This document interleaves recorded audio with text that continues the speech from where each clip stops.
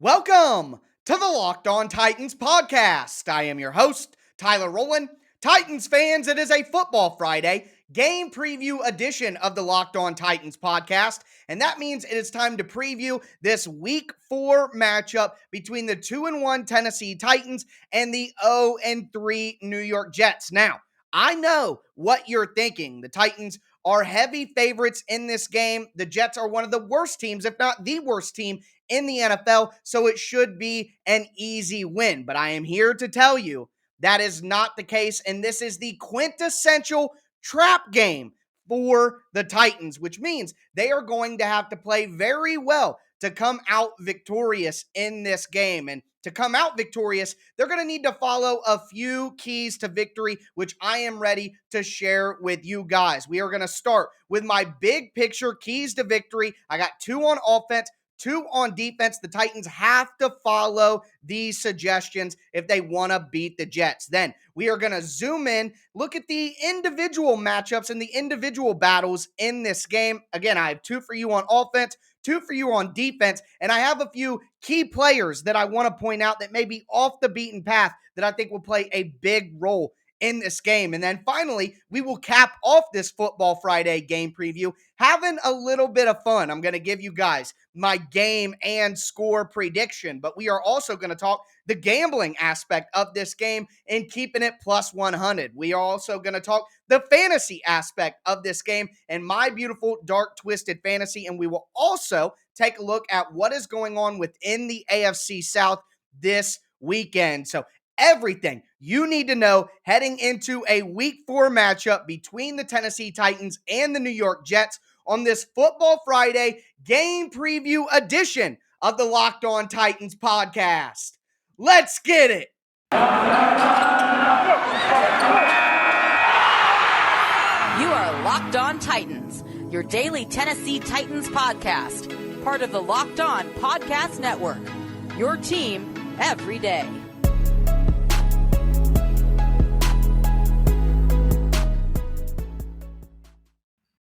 Titans fans, I am ready to do a deep dive into this Week 4 matchup between the Tennessee Titans and the New York Jets. Before we get into that, I got to thank you guys for making the Locked On Titans podcast your first listen every day. Remember, I am going to be putting out daily, Monday through Friday, Tennessee Titans content on the Locked On Titans podcast, not only during the regular season, but all year long. Make sure that you never miss an episode of the #1 Tennessee Titans podcast in the world by subscribing on whatever podcast platform you stream. Subscribe to the Locked On Titans YouTube page. Smash that notification bell so you know when my content goes live. Check me out on Twitter at TicTacTitans for all my film analysis. Check out the show page on Facebook at Locked On Titans Pod as well. And since it is a Friday, I'll ask for a special request. Go ahead and throw in a 5-star review on Apple Podcasts. If you are new, I would greatly appreciate it. But let's dive into this matchup. And I have 2 keys to victory, 2 on offense and then 2 on defense for the Titans. We will start on the defensive side of the ball, and it's simple. You have to make rookie quarterback Zach Wilson uncomfortable. He has made a ton of mistakes through 3 weeks when he has been uncomfortable in the pocket, which has been basically the entire time. The Jets are tied for the worst sack rate in the NFL. They have given up 15 sacks. They have the most interceptions in the NFL with 7 interceptions. And what you need to do in this scenario to confuse Zach Wilson and to make him uncomfortable, of course, you got to get pressure on Zach Wilson, but what will the Titans do in the back end? Well, it's my opinion, after watching the Jets on tape and obviously watching the Titans over and over throughout the beginning of the season, the Titans need to play man coverage on early downs and 3rd and short situations. So Zach Wilson, when he has had success this year, it's within from the line of scrimmage to 10 yards deep. So he likes to throw the ball short. He likes to go in that short to intermediate area. He is 35 of 50 with 262 yards and no interceptions, throwing the ball from the line of scrimmage to 10 yards. So he likes to keep it short. That's where he's most comfortable. How do you stop that short passing attack? You use man coverage. Disrupt the timing of the routes. Don't give him anything easy underneath zone defenders. Play that man coverage on early downs on first and second and third and short. But when you get those second and long situations, you get those third and long situations, you want to bring a zone blitz. So you want to confuse the quarterback, which is what the Titans like to do already. Disguise coverages, get 6 guys up on the line of scrimmage. You're blitzing off the slot cornerback position. You're blitzing a safety, a linebacker up the middle. You're dropping Harold Landry into coverage. You're dropping David Long and Jayon Brown back into coverage after being up on the line of scrimmage. Confuse Zach Wilson, and in those third and long situations, he's going to try to pick up those first downs, and that is when you capitalize on throws that are 10 yards or more deep. Zach Wilson has thrown all 7 of his interceptions, 6 interceptions from 10 yards to 20 yards, 1 interception from 20 yards and further. So get the Jets in third and long, second and long situations, get pressure on Zach Wilson, make him uncomfortable, and he will give you the ball. Also on defense, to make Zach Wilson uncomfortable, the Titans just need to dominate up front. The Jets have a bad offensive line. George Fant at left tackle, the rookie Elijah Vera Tucker at left guard, Connor McGovern at center, Greg Van Roten at right guard, Morgan Moses at right tackle. One of the worst offensive lines in the NFL. They have 0 run game. They're 29th in the NFL with only 80 rushing yards per game. The Titans are the 12th best run defense in the NFL, allowing an even 100 yards per game right now. I think this needs to be much closer to that 80 number. Do not let the Jets get the ground game going with a terrible offensive line. One way to do that, I think the Titans need to use 5-man fronts. We talk about 5-man fronts. That's having 5 guys on the line of scrimmage. Think about a base 3-4 defense. The Titans have been running a lot of 4-man fronts throughout the beginning of the year where they only have 4 guys on the line of scrimmage. But I think in this scenario, because of what the Jets do on offense, so the Jets offensive coordinator is Mike LaFleur. That's Matt LaFleur's brother. Matt LaFleur, of course, who was the Titans offensive coordinator and then now the Green Bay Packers coach. He runs that same outside zone stretch scheme like we see the Titans run. Of course, there are different wrinkles with different coaches, but the basis is the same. And one way that the Titans really get taken advantage of is when teams bring backside pressure and they load up the line of scrimmage and they bring pressure off both of the edges. Because think about that strip sack from Chandler Jones on Ryan Tannehill. Ryan Tannehill did the bootleg off the play action, and because there was backside pressure, the quarterback was screwed. Well, the Titans need to focus on doing that against the Jets as well, and that will, again, make Zach Wilson uncomfortable by dominating up front. That's my 2 keys to victory for the Titans on defense. Then, on the offensive side of the ball, the Jets' defense is very overly aggressive. They fly all over the place at the second level. Their linebackers, their safeties, their slot cornerbacks. You have to take advantage of that over aggressiveness by using delayed handoffs, misdirection handoffs. Think about the big touchdown run for Derrick Henry in week 2, the 60-yarder. Ryan Tannehill starts like he's going to go to the left, and then he switches to the right and gives the ball to Derrick Henry there. That's a misdirection run. The Titans have to do things like that. Not only that, they need to do counter runs. They need to do screens. I know the Titans aren't very good at screens, but they have to utilize screens this week. Draws to the running back. Play action boots as well. And they should be even more effective because the Jets only use 4-man fronts. We've seen success from other teams against the Titans when they use 5, 6 men on the line of scrimmage. The Jets have basically exclusively used 4-man fronts on the defensive line, and that has allowed teams to have success in the ground game against them. I don't understand why they aren't adjusting and going with more 5, 6 men on the line of scrimmage when teams line up in multiple tight end packages. But either way, they're not going to do that. That's what head coach Robert Saleh, who is a defensive mind and the defensive coordinator, he is not going to do that. I guess he's just going to keep going with 4-man fronts. Will the Jets put 5 men on the line of scrimmage, which would be a tendency breaker for them through 3 weeks to deal with the Titans? We will see. But either way, the Jets defense's second level is over aggressive. They're flying all over the place. You have to take advantage of that over aggressiveness with delayed plays like delayed handoffs, misdirections, counters, screens, draws, and play action boots. Those plays are going to work very effectively for the Titans this week. And one thing I want to see, do you guys remember week 2 or week 3? I can't remember the exact week from last year, 2020. Ryan Tannehill, play action bootleg, and then he throws it all the way back across the field to Jonnu Smith going down the sideline. That is called a tight end throwback. I want to see that from the Titans this week. Anthony Firkser is back. Michael Pruitt is also a good option for this type of play.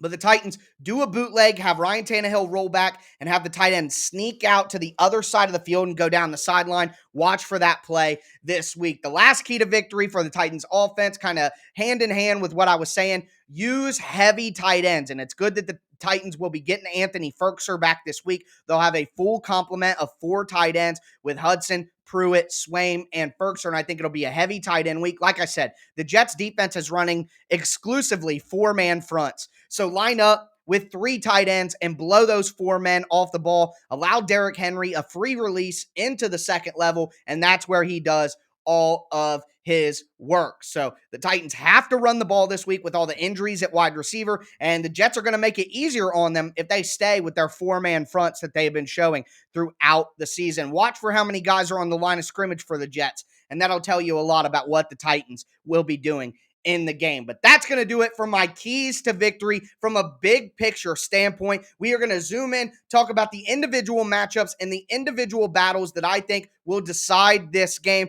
Before we do, got to tell you guys about the Get Upside app. Titans fans, there's an incredible app that everyone who buys gas has to know about. It's called Get Upside. My listeners are making up to 25 cents every gallon of gas every time they fill up. Just download the free Get Upside app in the App Store or Google Play right now. And when you do, use promo code Touchdown and you'll get a bonus 25 cents off per gallon on your first fill up. That's up to 50 cents per gallon cash back.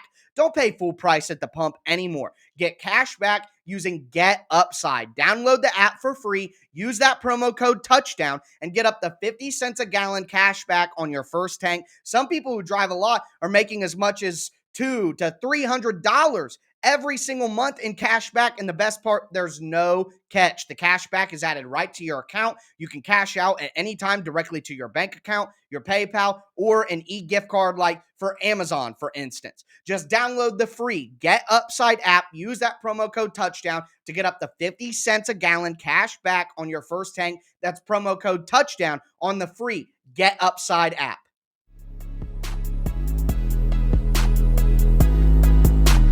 Titans fans, let's dive right back into this Football Friday game preview edition of the Locked On Titans podcast. We just talked about my big picture keys to victory for the Titans. Dominate up front against a bad offensive line, make Zach Wilson uncomfortable, and that'll turn into good things. On offense, use delays, misdirections, counters, screens, all of these timing-related plays to capitalize on the over-aggressive second level of the Jets defense, and then go heavy tight end to run the ball and see if the Jets will stay with their tendency of only leaving 4 men on the line of scrimmage. But as for these individual battles, we are going to start on the offensive side of the ball.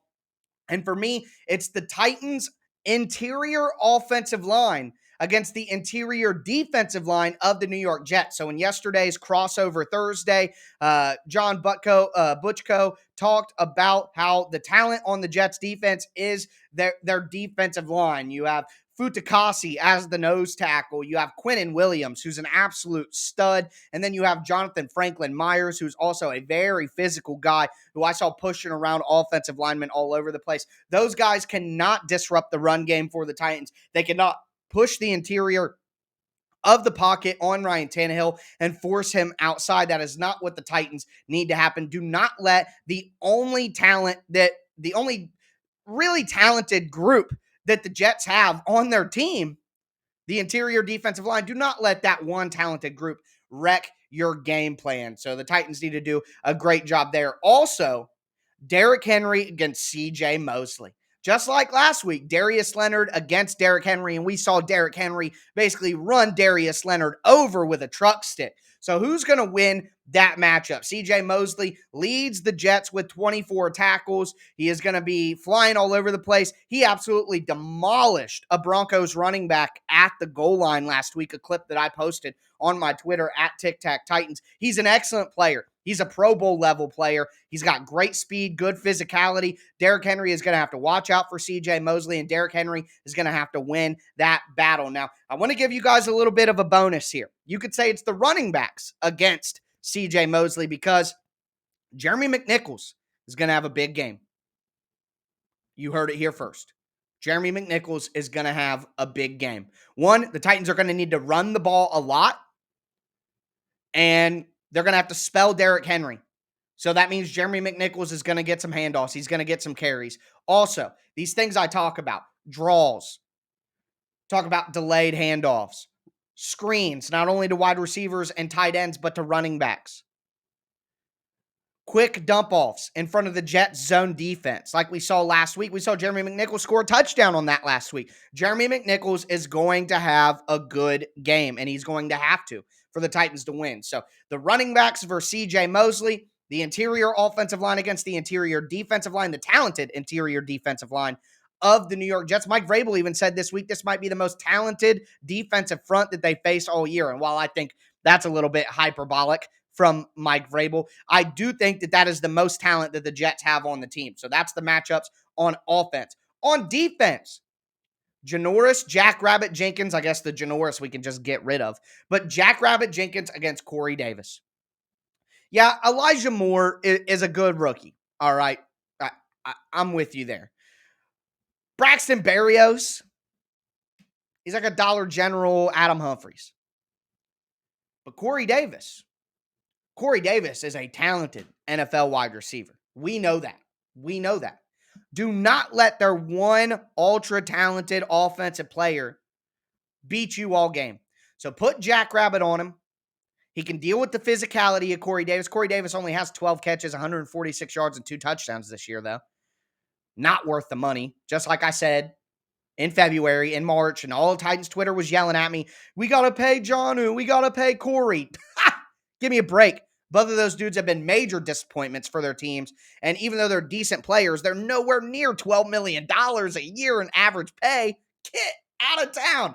Both of them have dropped passes that turn into interceptions this year already.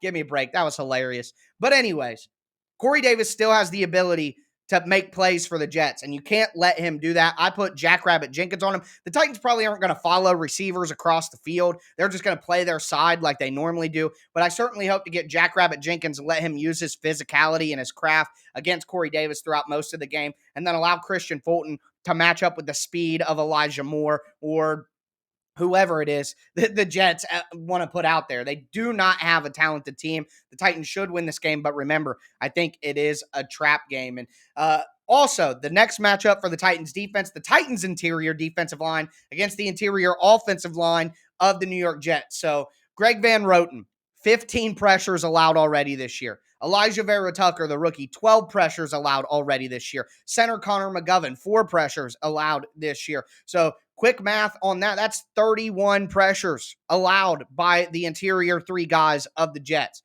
Jeffrey Simmons, Tyir Tart, Danico Autry have been doing a great job early getting pressure, disruptive in the run game. They have to have their best game of the year to win this game. So those are my individual matchups to watch. We talked about my big picture team takeaways. Now we are going to have a little bit of fun. I'm going to give you my game and score prediction. We're going to talk about the fantasy aspect of this game, the gambling aspect of this game, and also take a look at what the Titans division rivals in the AFC South have going on this football weekend. Before we get into that, though, do have to tell you guys about the best tasting protein bars ever, and they come from our friends over at BuiltBar.com. Built Bar is celebrating the freedom of choice, and they have up to 12 delicious flavors on their website at all times for you to choose from. All the bars are delicious, and they're covered in 100% chocolate. But it's not just the taste. The bars are healthy for you as well. They're low calorie, low sugar, high protein, high fiber, great as a healthy meal substitute or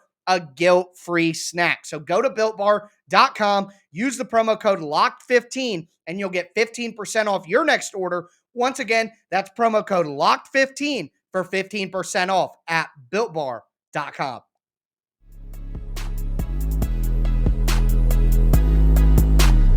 Titans fans, we are going to get into our miscellaneous segment here in our game preview, talking predictions, fantasy, gambling, and much more. And speaking of gambling, if you are going to gamble on a few games this weekend, make sure you head to betonline.ag, but also make sure that you listen to the Locked On Bets podcast hosted by your boy Q and handicapping expert Lee Sterling. You get daily picks, upset specials, and Lee Sterling's lock of the day, check out the Locked On Bets podcast presented by betonline.ag, wherever you get your podcasts. And I'm going to change up the order of what I've been doing for a few years. We are going to start with my game and score prediction. So I called this a trap game.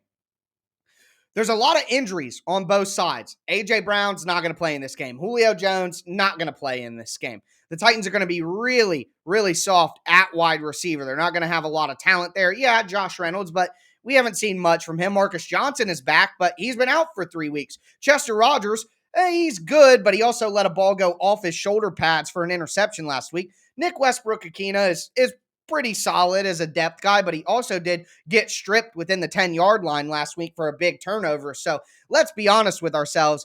If the Titans don't have Julio Jones and A.J. Brown, that's an absolutely awful wide receiver group. And the Titans need to be, I guess, cognizant of that. They need to make sure that they're running the ball, putting themselves in good situations, not putting too much on the shoulders of these pass catchers to make plays. But also on the flip side, the Jets have a ton of injuries in their secondary. Both their starting safeties are now injured.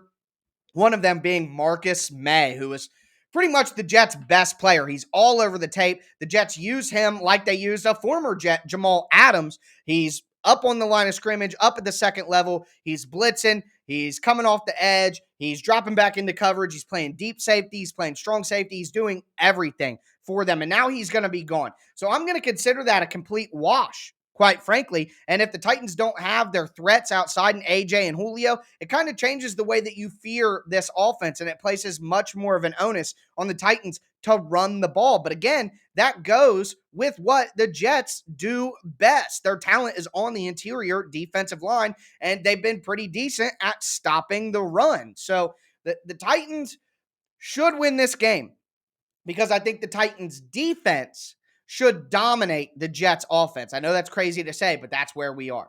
The Titans' offense, however, I don't think is going to dominate the Jets' defense. I think the Jets' defense is actually pretty solid. So for my money, I do have the Titans winning this game, but I think it's going to be very close. And if the Titans end up losing this game, I'm not going to be freaking out, because it feels like the quintessential trap game. So I'm telling you guys, do not expect a blowout. Do not expect the Titans to win by double digits. This is going to be close. This is going to be a tight game. And if the Titans have a couple turnovers like they have throughout the season so far, things could get bad for the Titans early on. So I do have the Titans winning 27-24, but I think this game is going to be a lot closer than the general consensus. So that's my prediction. Titans 27, Jets 24. Let's get into the gambling aspect of this game. And right now, the Titans are 7-point favorites. So as you can obviously tell, I would not take that line. Giving up a touchdown seems like a little bit too much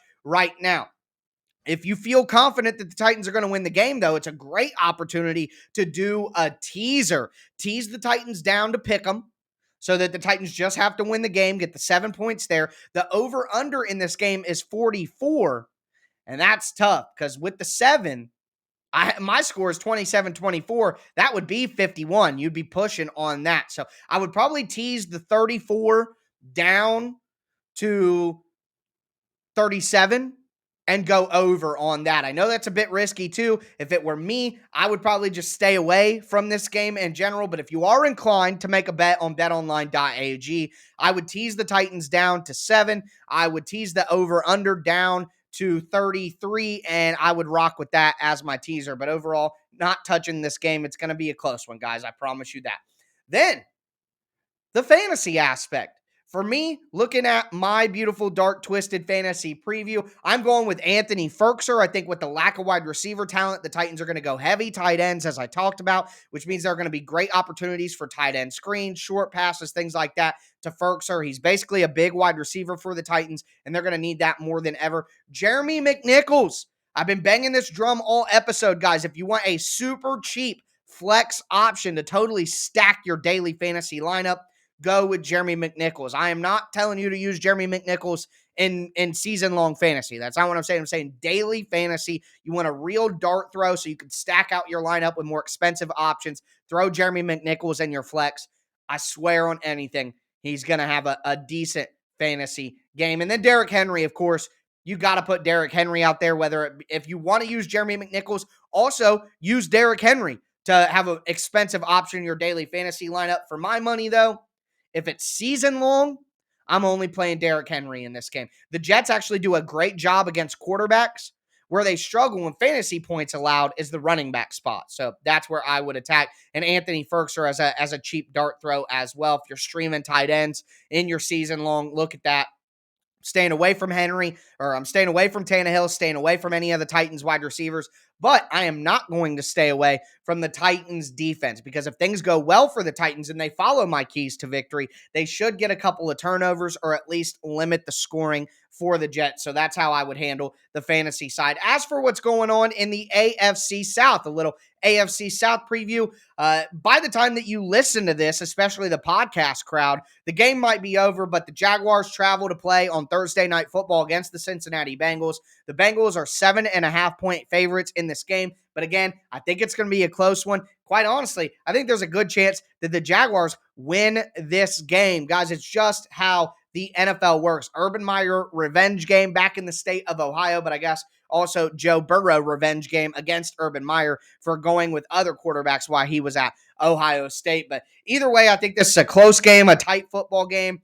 I would take the Jags with the points, but the Jags can get a win. Who really cares when it comes to the division standings? The Houston Texans will travel to Buffalo and play the Bills. The Bills are 16.5-point favorites. My Lord, I would tease the Texans up to 22, 23, 24 points, whatever teaser lines you can get there, whether it be 6, 7, 10, whatever. I would tease the Texans up and take that. That's a crazy amount of points, even if I do think that the Bills win that game pretty easily. And then the Colts travel to Miami to play the Dolphins. The Dolphins are 2-point favorites in this game. The Colts have so many injuries. It's pretty crazy. I initially looked at this game and I said, I think the Colts win this game for sure. But with all the injuries to the Colts, especially on the offensive line, the better quarterback in Miami and Jacoby Brissett playing in this game, I think the Dolphins will find a way to send the Colts to 0-4. But that's going to do it, folks. The Titans trap game is here. They're going to need to make sure they stay on their P's and Q's with all the injuries on both sides to make sure that they come out victorious in a game that they should win. But I will be here to break down everything that takes place for you guys on Sunday night for a game recap. Make sure that you subscribe to the Locked On Titans podcast on whatever platform you do stream. Subscribe to the Locked On Titans YouTube page as well. Thank you so much for making the Locked On Titans podcast your first listen every day. That's going to do it for me today, folks. As always, I am your host, Tyler Rowland, and this was Locked On Titans.